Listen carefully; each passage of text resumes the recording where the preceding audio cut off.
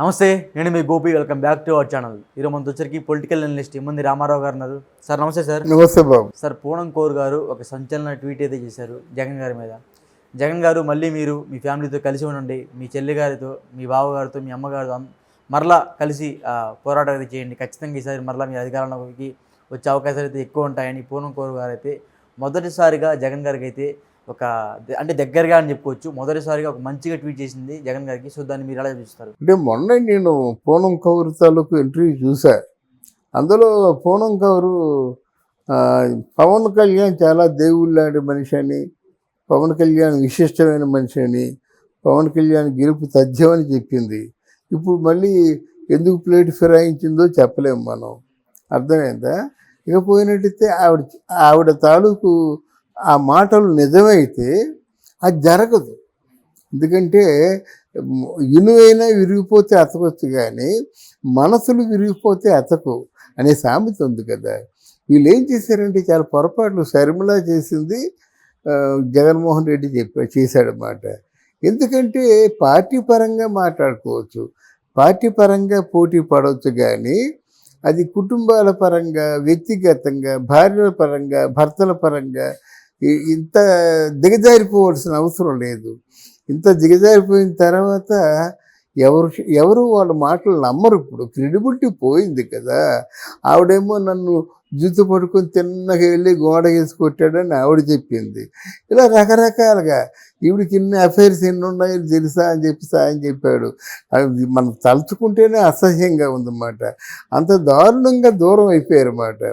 తర్వాత ఏంటంటే జగన్మోహన్ రెడ్డికి ఉన్నటువంటి ఎవరైనా కొంచెం బాగా స్నేహంగా ఉంటే వాళ్ళతోని మీమ్స్ చేయడం, ట్రోల్స్ చేయడం జరిగిందన్నమాట. దాంట్లో విడుదల రజని, రోజా కూడా ఉన్నారన్నమాట. అన్న అంటారు కానీ చాలా స్నేహంగా ఉంటారనేటువంటి వార్తలు బయటకు వచ్చాయి. అదే రోజా, విడుదల రజని వీళ్ళందరూ ఉన్నారు కదా. వీళ్ళు అంటే చాలా సన్నిహితంగా ఉన్నాడు. అంటే ఇక్కడ షర్మిల క్యారెక్టర్ని అసాసినేషన్ చేసేసరికి జగన్మోహన్ రెడ్డి క్యారెక్టర్ని కూడా అసాసినేషన్ చేశారు. ఆస్తుల పంపకాలు, అప్పులు మాకు ఇవ్వాలని నేను ఇవ్వాల్సిన అవసరం లేదని, ఆస్తులు మాకు ఇవ్వాలని నేను ఇవ్వాల్సిన అవసరం లేదని, నాన్న ఇద్దరికి సమానంగా వీలు రాశారని, ఆ వీళ్ళు తప్పని ఇంత దూరం వెళ్ళిపోయారు కదా.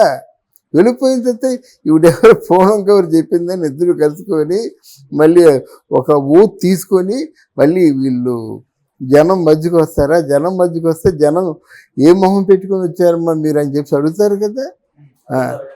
డెఫినెట్గా అడుగుతారు. ఎందుకంటే అందుకే వ్యక్తి ఎప్పుడు కూడా ఎంతవరకు మాట్లాడాలో అంతవరకే మాట్లాడాలి, కానీ అంత మించి మాట్లాడితే మన మీద మనకి హక్కును కోల్పోతాం. అందుకే రామకృష్ణ పరమహంస ఉంటాడు, తన నాలుకను అదుపులో ఉంచుకుంటే లోకమే వాని వశం అంటారు. ఆ నాలుకను అదుపులో ఉంచుకోవడం ప్రతి ఒక్కరికి అవసరమే. అలాగే పెదవి దాడితే పృథివీ దాడుతుంది అంటారు. పెదవి దాడితే పృథివీ అంటే ఏమిటి? భూమండలంతా చుట్టేస్తుంది. ఒక్కసారి ఒక మాట వదిలేమనుకోండి, ఇక్కడ కాదు ప్రపంచ దేశాలు చేరిపోతుంది ఆ మాట. అది హెచ్చరికగా చెప్తారు పెద్దల మాట. అందువలన అట్లాంటి మాటలు చాలా మాట్లాడేసుకున్నారు, దిగజారిపోయారు ఈరోజు. నా దృష్టిలో షర్మిల కూడా కాంగ్రెస్ పార్టీకి ముందు అర్హురాలు కాదు. అంటే అర్హురాలు కాదు దేనికంటే ఏముంది, పార్టీని ఎలా పోషిస్తుంది ఏమిటి కదా, కష్టం కదా. వైసీపీలో జగన్మోహన్ రెడ్డి రాజీనామా ఇస్తా అంటున్నాడు.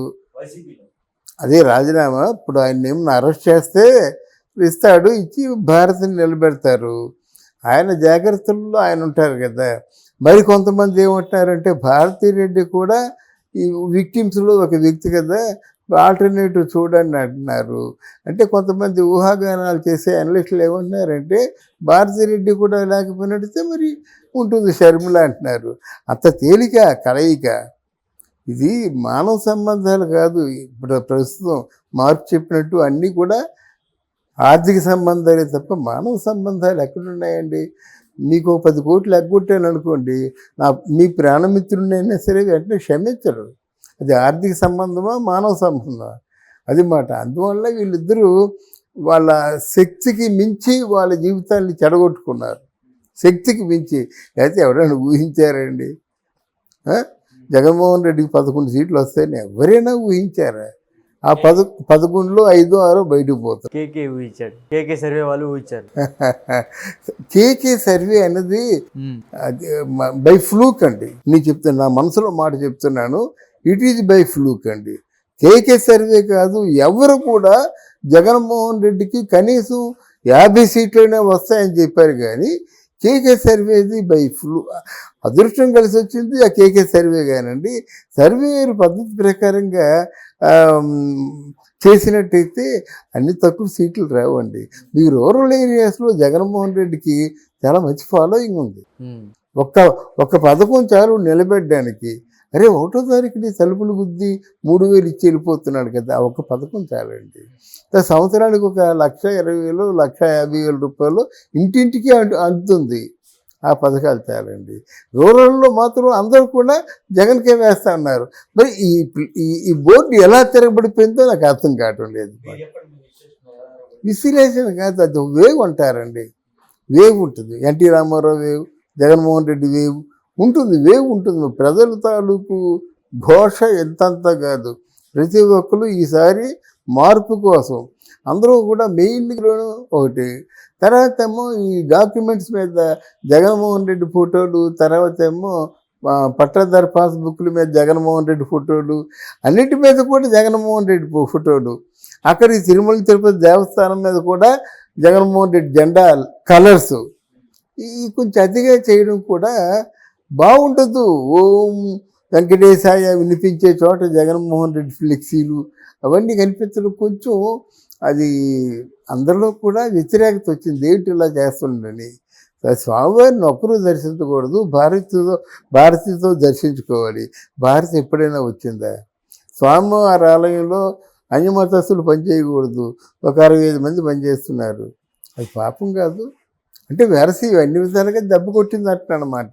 ఒకటే కాదు, మన సుధాకర్ తాలూకు చేతులు పరామర్శించడానికి వస్తే వాళ్ళ మీద కేసులు పెట్టారు. అందువల్ల ఇవన్నీ ప్రజల్లో వ్యతిరేకత వచ్చింది. వైసీపీ పార్టీని ఇంకా పూర్తిగా పగ్గాలు మొత్తం భారతీయ చేతిలోకి వెళ్ళిపోతాయా? భారతీదేవి చేతిలోకి వెళ్ళిపోతుందంటే ఆవిడకి షర్మిలకున్న సామర్థ్యం లేదు. షర్మిల తన మనసులో ఏముందో, ప్రజలు ఏమనుకుంటున్నారో కరెక్ట్గా సభలో ఆవిష్కరించగలదు. భారతిరెడ్డి అడ్మినిస్ట్రేషన్ తెలుసు. Is a very good CEO, not speaker. అందువల్ల ఇది వైసీపీ పార్టీ ఒకవేళ జగన్ని అరెస్ట్ చేస్తే మాత్రం ఒక్కరితో ఆగిపోదు, వరుసగా అరెస్టులు చేసి పోతారు. అప్పుడే బస్సు మీద కేసు, ఒక 300 కోట్ల రూపాయలు కుంభకోణం, అలాగా మొత్తం రోజా మీద కేసు వస్తుంది. ఎందుకంటే అక్కడ మన టూరిజం బంగ్లా ఉంది కదా, అది తెలివిగా రోజా చేత ఓపెన్ చేయించాడు. ఎవరు ఓపెన్ చేయడానికి, ఏ హక్కులతో, ఏ అథారిటీతో ఓపెన్ చేసింది, ఆవిడ మీద కేసు వస్తుంది. చాలామంది కేసులు రేపు పొద్దున పెట్టవలసిన వాళ్ళు చాలామంది ఉన్నారు. సూపర్ స్టార్ రజనీకాంత్ లాడు వాడినేమో బొచ్చు ఏముంది, అక్కడ పీచుగడ్డ వాడి తప్ప ఏం లేదు, అక్కడ హీరో ఇక్కడ జీరో అన్నావు. నీ మాటలు ఎక్కడ పోతాయి? అందుకే ఒకసారి నోరు జారిన తర్వాత చరిత్రలో ఆ మాటలు ఉండిపోతాయి.